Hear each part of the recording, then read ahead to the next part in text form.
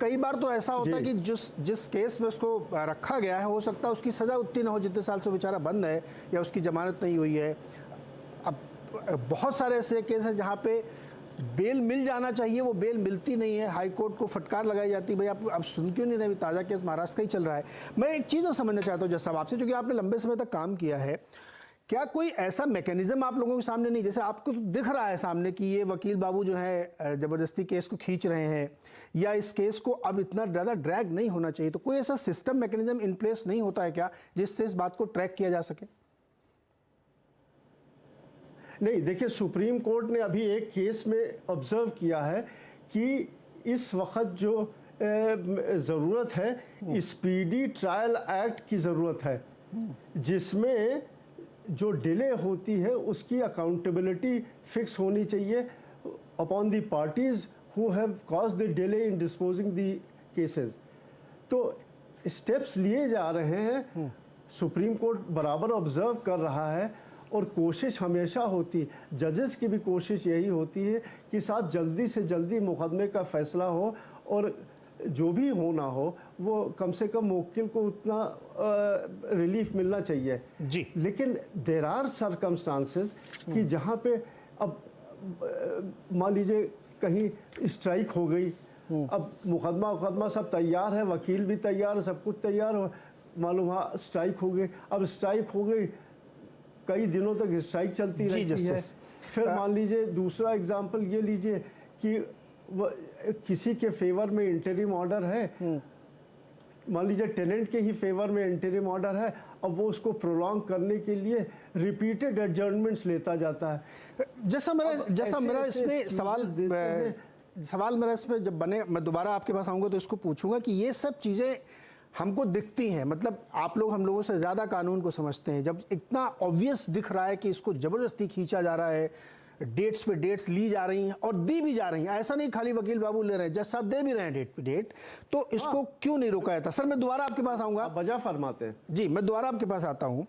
Doctor Mustafa, ये जो पूरी परिस्थिति बनी है जिसपे ये स्टेटमेंट देना पड़ा, जिस पे हम इतनी बड़ी चर्चा कर रहे हैं कि भाई ये तो बहुत विचित्र स्थिति है, जैसे जज साहब कह रहे थे कि एक्सेप्शनल केस में हो सकता है कोई बीमार हो गया, कहीं स्ट्राइक हो गई या कोई ज़रूरी चीज़ हो, लेकिन ये तो रूटीन है, सिस्टम है ये कि डेट्स पे डेट चलती रहे।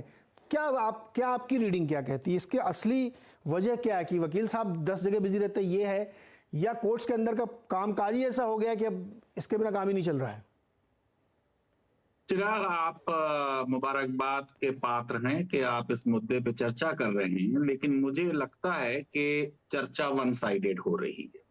मैं क्योंकि अध्यापक हूं तो मेरी जिम्मेदारी है कि मैं देशवासियों को बताऊं कि जितना ये अहम है कि जस्टिस हमारा स्पीडी हो, और जज साहब ने कहा कि उसके लिए कोई कानून भी बनाना हो तो बनाया जाए, तो जैसे कहते हैं justice delayed is justice denied, इसी तरह Neeraj justice hurried is justice buried.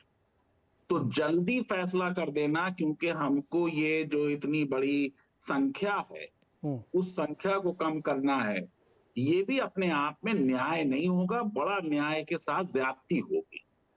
देखिए, सबसे अहम जो अब तक मुद्दा इसमें नहीं आया डिस्कशन में, आपने सब फैक्ट एंड फिगर भी दिए, वो फैक्ट नहीं बताया। भारत में 10 लाख लोगों पर सिर्फ 21 जजेस हैं। अगर आप कनाडा में देखेंगे तो तकरीबन 110 हैं 10 लाख लोगों पे, ऑस्ट्रेलिया में देखेंगे तो तकरीबन 100 हैं, और जगह देखेंगे तो 90 और 95 हैं। तो हमारे यहाँ आप सोचिए कि जजेस की संख्या ही बहुत कम है। देश में जज पॉपुलेशन रेशियो बहुत खराब है, तो बहुत ज्यादा जजेस के अपॉइंटमेंट की जरूरत है। लॉ कमीशन इस सिलसिले में कई बार कह चुका है। आज हमारी जितनी संख्या है उस संख्या में भी हम वैकेंसीज हैं। आप सिर्फ सुप्रीम कोर्ट की दिखा रहे हैं कि 34 में 3 वैकेंसी हैं, इनकी कोई हैसियत नहीं है। सुप्रीम कोर्ट में ज्यादातर अपनी वैकेंसीज भरते रहे हैं, ये 3 भी भर जाएंगी। कल ही फैसला हुआ है कि जो बॉम्बे के चीफ जस्टिस हैं, जस्टिस दीपांकर दत्ता, उनका सुप्रीम कोर्ट में एलिवेशन होगा। रियल मुद्दा यह है कि जो आपकी नीचे की अदालतों में वैकेंसीज हैं। अब आप दिखा रहे हैं कि 24,000 में से 5,000 वैकेंसी, यानी ऑलमोस्ट 20% वैकेंसीज हैं। जहां होना ये चाहिए था कि ये 24,000 के बजाय संख्या 1,25,000 होनी चाहिए। वहां आप 24,631 में से 5,342 लोग हैं। इसका कोई जस्टिफिकेशन किसी सरकार के पास नहीं है, पब्लिक सर्विस कमीशन के पास नहीं है। टाइम पर परीक्षा नहीं होती जुडिशियल सर्विसेज की, टाइम पर इंटरव्यू नहीं होते, लिटिगेशन होता है।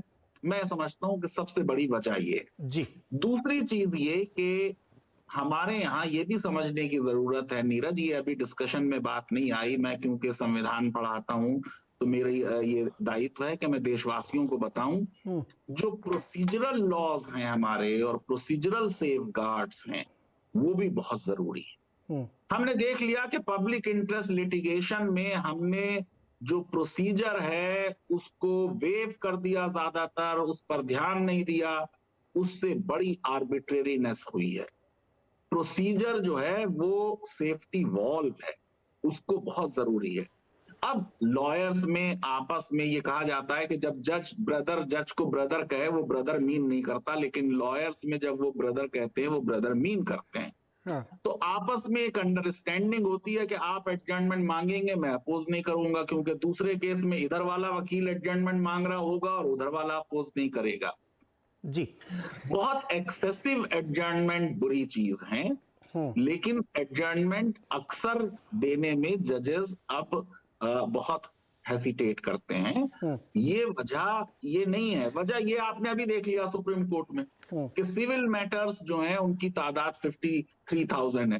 सिविल केसेस को या हाई कोर्ट्स में सेकंड अपील्स को सुनने में जजेस का उतना इंटरेस्ट नहीं है जितना पब्लिक इंटरेस्ट लिटिगेशन के मैटर्स डिस्पोज ऑफ करने में है। मैं समझता हूं कि इसकी वजह से हमारी पेंडेंसी बढ़ती जा रही है। जी डॉक्टर साहब, मैं कुछ देश में जैसे पहले कहा जाता था कि भारत एक कर्तव्य प्रधान देश है और लोग यहाँ अपने अधिकार नहीं मांगते, और हमारी परंपरा और सभ्यता ये है कि the only right you have is the right to do your duty. उसमें बदलाव आ रहा है, देश में राइट्स कॉन्शियसनेस आ रही है, लोग अदालतों का इस्तेमाल कर रहे हैं।